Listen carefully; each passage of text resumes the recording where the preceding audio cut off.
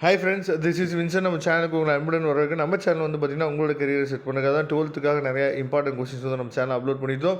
இப்போ காலேஜ் சம்மந்தமாக நிறைய வீடியோஸ் வந்து உங்களுக்காக நம்ம கொடுக்க ஆரம்பிச்சிட்டோம். கண்டிப்பாக நம்ம சேனலை ஃபாலோ பண்ணுங்கள். மறக்காமல் உங்கள் ஃப்ரெண்ட்ஸுக்கு மேக்ஸிமம் நம்ம சேனலை பற்றி சொல்லுங்கள்.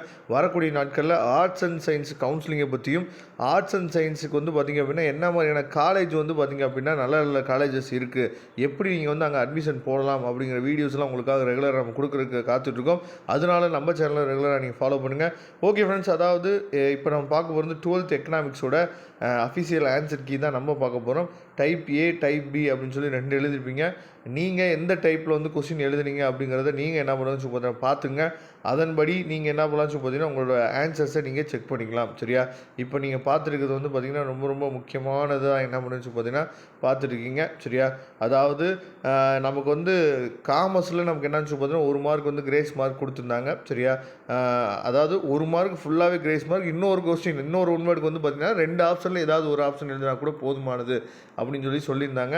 ஆனால் இங்கே எக்கனாமிக்ஸில் வந்து பார்த்திங்க அப்படின்னா எல்லாமே கரெக்டாக தான் இருக்குது. அதனால் கிரேஸ் மார்க் உங்களுக்கு இல்லை.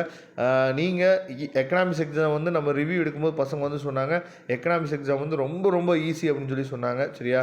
அதனால் கண்டிப்பாக அது வந்து என்னன்னு சொல்லி பார்த்தீங்கன்னா ஈஸியாக தான் இருந்திருக்கும் நான் நினைக்கிறேன். ஓகே, இப்போ வந்து 2 மார்க்கோட ஆன்சர்ஸ் வந்து பார்க்குறீங்க. கேபிட்டலிசமுக்கு ஏதாவது 2 பாயிண்ட் எழுதுனா போதும் அப்படின்னு சொல்லி கொடுத்துருக்காங்க. அடுத்து பிளாஸ்டிக் மணி. சரியா? பிளாஸ்டிக் மணி வந்து பார்த்திங்க அப்படின்னா அதுக்கும் நமக்கு அந்த எக்ஸ்பிளைன் எழுதணும், அதுக்கப்புறம் எக்ஸாம்பிள் எழுதணும். பிளாஸ்டிக் மணிக்கு வந்து பார்த்தீங்கன்னா அதாவது நீங்கள் எக்ஸ்பிளைன் எழுதுவீங்க, ஆனால் இந்த எக்ஸாம்பிள் எழுதுறதுக்கு நீங்கள் மறந்துட்டீங்க அப்படின்னா அந்த 1 மார்க்கை நீங்கள் என்ன பண்ண விட்டுருவீங்க. பார்த்துங்க. சரியா? அதுக்கப்புறம் ஃபுல் எம்ப்ளாய்மெண்ட் அப்படின்னா என்ன அப்படின்னு சொல்லிட்டு நீங்கள் என்ன பண்ணு சொல்லி பார்த்தா டெஃபினிஷன் கொடுத்துருக்காங்க. சரியா? இந்த டெஃபினிஷனில் ஏதாவது ஒன்று எழுதுனா போதுமானது. அதுக்கப்புறம் செல்ஃப் கன்ஃபியூஷன். சரியா? இதுக்கும் வந்து பார்த்திங்க அப்படின்னா நமக்கு 2 பாயிண்ட் எழுதணும்.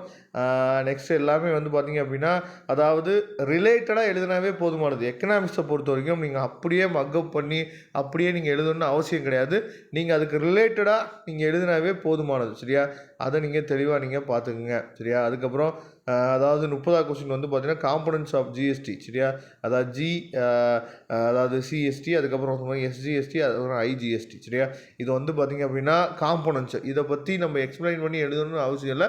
அது என்ன அப்படிங்கிறது அப்ரிவேஷன் மட்டுமாவது எழுதுனா போதுமானது. 2 மார்க் நமக்கு கிடைச்சிடும். அதுக்கப்புறம் வந்து நீங்கள் பார்க்குற 3 மார்க் கொஸ்டின்ஸு, 3 மார்க் கொஸ்டின்ஸு சூப்பராக என்ன பண்ணுங்க பார்த்தா ஆன்சர்ஸ் வந்து அதாவது எனி 3 டிஃப்ரென்ஸ், எனி 3 பாயிண்ட் அதை மட்டும் நீங்கள் எழுதினாவே போதுமானது. சரியா? அதுக்கப்புறம் வந்து பார்த்திங்க அப்படின்னா 40th கொஸ்டின் வந்து கம்பல்சரி கொஸ்டின்னு, அதுக்கு என்ன பண்ணி பார்த்தீங்கன்னா எக்ஸாம்பிள் எழுதணும். NEFT, RTGS. சரியா?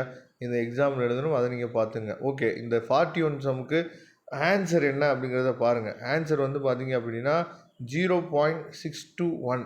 சரியா? அதுதான் ஆன்சர். அதை நீங்கள் தெளிவாக நீங்கள் பார்த்துங்க. 0.621 தான் ஆன்சர். உங்களுக்கு வந்துச்சா அப்படிங்கிறத பாருங்கள். அதுக்கு நீங்கள் என்ன பண்ணிப்பீங்க, இம்பார்ட்டன்ஸ் ஆஃப் நேஷனல் இன்கம் தான் நிறைய பேர் என்ன பண்ணுவீங்க எழுதிருப்பீங்க. இதில் ஏதாவது 5 பாயிண்ட் எழுதினாவே போதுமானது. அதே மாதிரி தான் என்ன பண்ணுங்கன்னு சொல்லி கொடுத்துருக்காங்க. அதுக்கப்புறம் வேரியஸ் சர்க்கிள் ஆஃப் பாவர்ட்டி. சரியா? இந்த சர்க்கிளை நீங்கள் என்ன பண்ணலாம் சொல்லி ஸ்கெட்ச் பண்ணி கூட காட்டலாம். அதுக்கப்புறம் ஏடிஎஃப், அப்புறம் ஏஎஸ்எஃப். சரியா? இதெல்லாம் நம்ம இம்பார்ட்டன்ட் கொஸ்டினில் கொடுத்துருந்தோம். சூப்பராக என்ன பண்ணிங்கன்னு சொல்லி பார்த்தீங்கன்னா பப்ளிக் எக்ஸாமில் கேட்டிருந்தாங்க. ரொம்பவே சந்தோஷம். சரியா? எல்லாத்துக்குமே என்ன பண்ணியிருக்காங்க, ஆன்சர் கீ வந்து சூப்பராக கொடுத்துருக்காங்க. இதோட download link, PDF file link description பாக்ஸில் கொடுத்துருக்கேன், எடுத்து நீங்கள் யூஸ் பண்ணிக்கலாம். Okay friends, thank you. நம்ம நெக்ஸ்ட் வீடியோ பார்க்கலாம். அதுவரை உங்களை இந்த விடைபெறுவது உங்கள் நண்பன் வின்சன். தேங்க்யூ.